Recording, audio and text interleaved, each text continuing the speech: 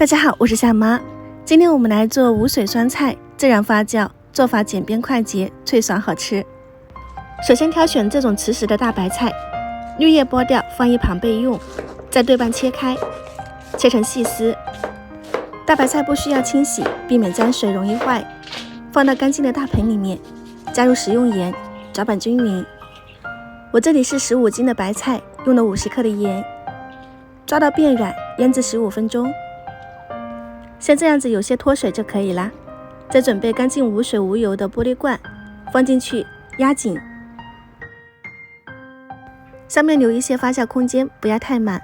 再把之前剥下来的绿叶铺在上面，倒入白菜水，用重物压紧，避免漂浮坏菜。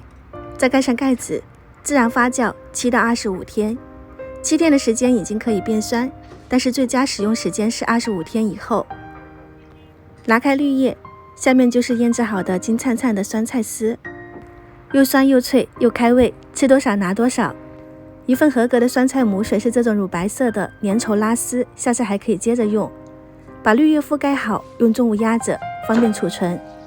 酸菜吃的时候我们再来清洗，这个真的很酸，多清洗几遍，再把水分挤干，来炖一个大骨头。放进去以后翻炒均匀，加入食用盐、酱油、五香粉，再次翻拌均匀，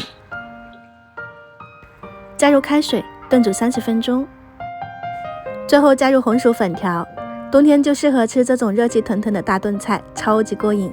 如果喜欢的话呢，就收藏起来试一下吧。我先开吃啦，下期再见。